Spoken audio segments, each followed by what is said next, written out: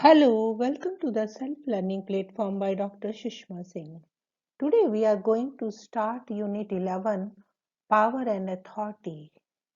And let us first introduce the unit. The concept of power is the key to understand and analyze politics, political institutions, and political movements of the systematic process, both in the national and international arena. It is a center of political theory. H.D. Loswell and A. Kaplan declared the concept of power is perhaps the most fundamental in the whole of the political science. The political process is the shaping, dissolution, and exercise of power. It is the concept of power that political science is primarily concerned with. Thinkers like Machiavelli and Hobbes advocated the study of power as the central theme of politics. Hobbes writes, there is a general inclination of all mankind, a perpetual and restless desire of power, after power that ceased only in death. A few decades ago, Frederick Watkins suggested the proper scope of political science is not the study of the state or of any other specific institutional complex, but the investigations of all associations in so far as they can be shown to exemplify the problem of power. Perhaps this view was further strengthened by William R. Robinson when he suggested it is with power in society that political science is primarily concerned. Its nature, basis, processes, scope, and results. The focus of interest of the political scientist is clear and unambiguous. It centers on the struggle to gain or retain power, to exercise power or influence over others, or to resist that exercise. While studying the concept of power and its various manifestations in the systematic processes, one is reminded of what John Woodward said in his pioneering work, Industrial Organizations, Theory and Practice. He said, it seems that the sociologist cannot win in his attempts to establish a rigorous experimental framework for his research. It has, on the whole, been indeed a complex process of multidimensional character to analyze the operational structure of power, both as a central theme of social order and also as a factor of motivation of ambiguous man. Whether one looks at Hitler's Germany or Stalin's Russia. Before we discuss about the various conceptual dimensions of power, it is desirable that the students of politics ought to have some basic understanding of the concept of power. Let us see what Andrew Haywood, in his work on political theory and introduction, had to say in his introductory remarks on the concept of power. All politics is about power. The practice of politics is often portrayed as little more than the exercise of power and the academic subject is, in essence, the study of power. Without doubt, students of politics are students of power. They seek to know who has it, how it is used, and on what basis it is exercised.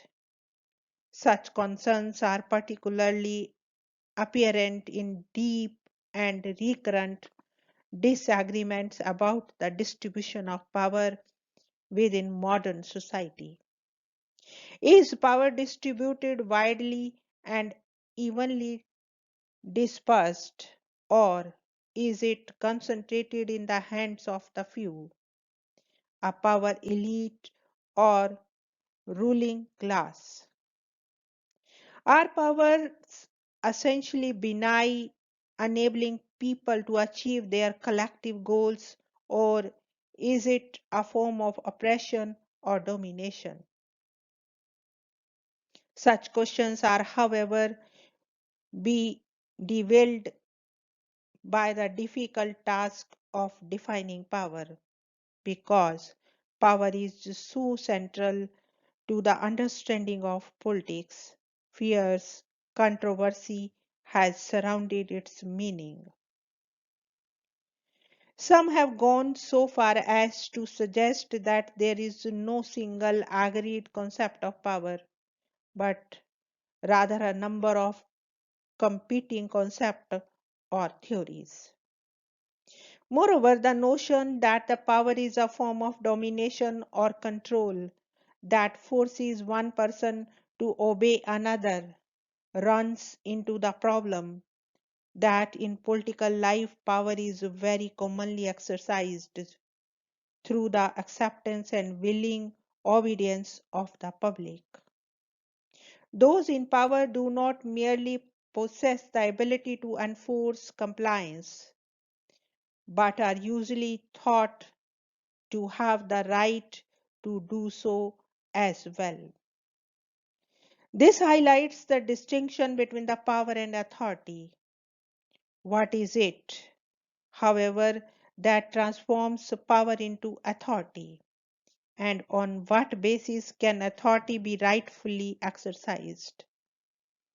This leads finally to the question about legitimacy, the perception that power is exercised in a manner that is rightful, justified, or acceptable.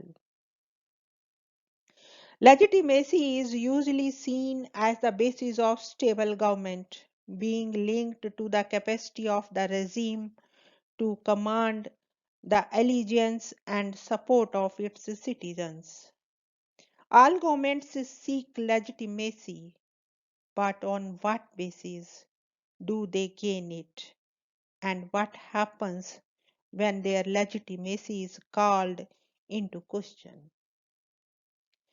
The annals of the international history are a testimony of the study of struggle for power.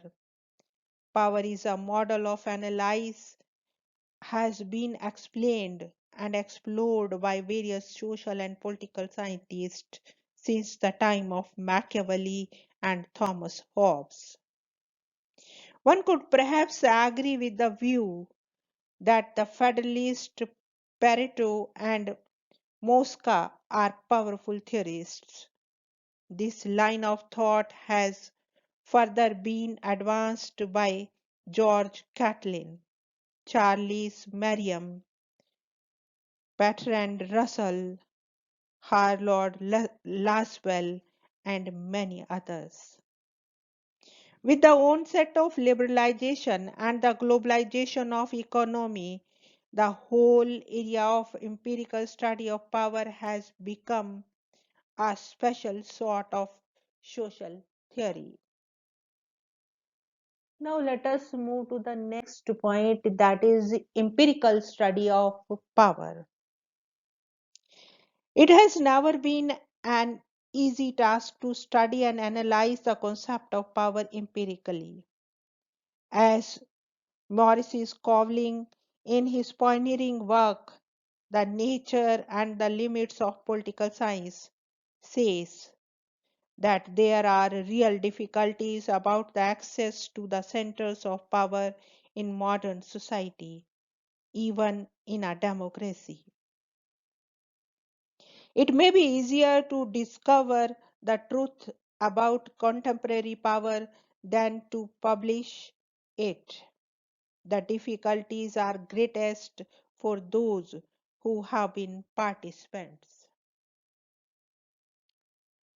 Kornhauser has tried to analyze the difficulties involved in the methodologies to understand the various centers of power in a political system in the article Power Relationships and Role of the Social Scientist in his edited book Problems of Power in American Democracy. According to him, these difficulties could be somewhat expressed in the form of questions such as what social scientist are you? What parts of society want when types of knowledge to be used by whom towards what end?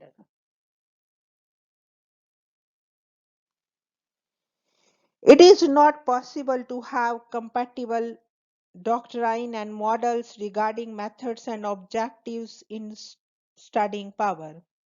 These difficulties have been beautifully presented in theoretical works of political scientists like Machiavelli, Hobbes, Locke, T.D. Weldon, Oakeshott, Butterfield, E.H.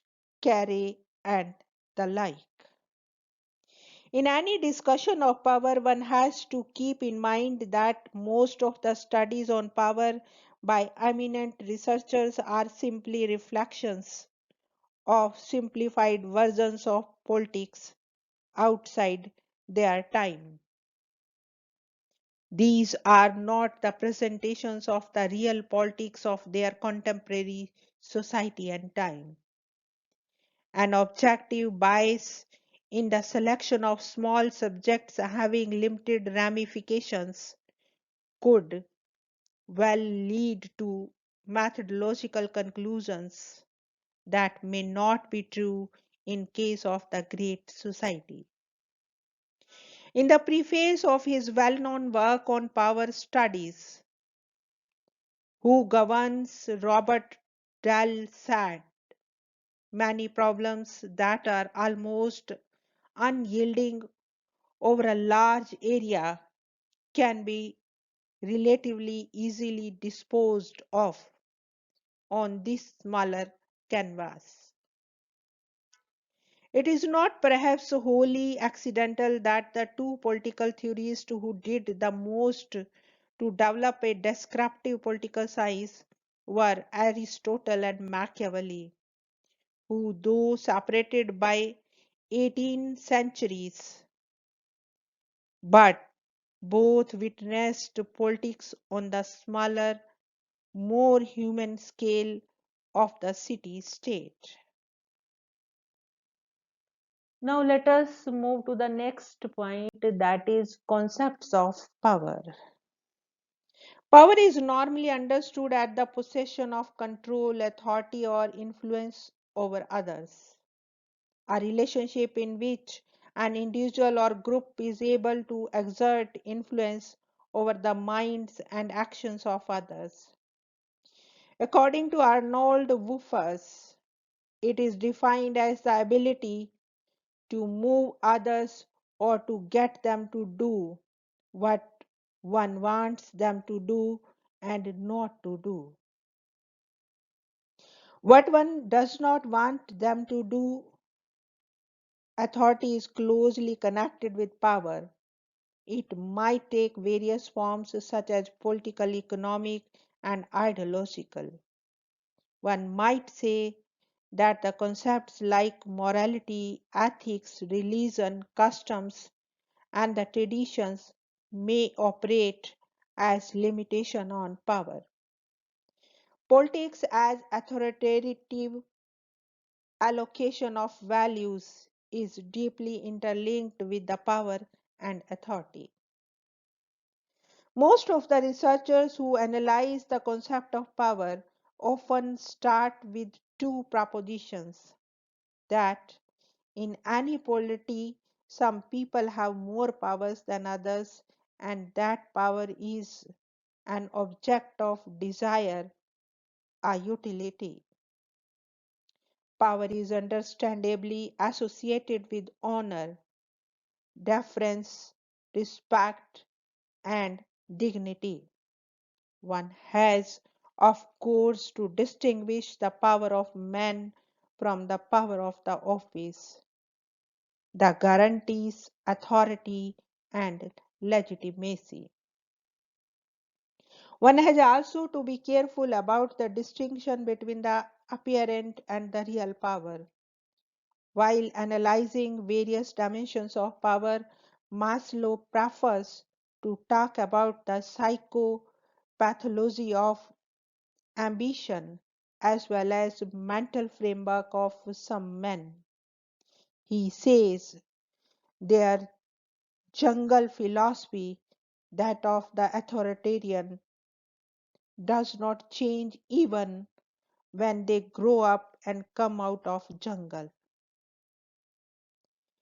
It resets new facts. It is sick because it reacts to an outgrown past rather than to the real present. These persons are psychologically prevented once because they what they run after is nothing but an illusion. Maslow concludes that, of course, for those who actually live in a jungle like world, and there are plenty who do so today, a jungle philosophy is realistic and reasonable. Here we want to close today's lecture. Thank you so much for your attention.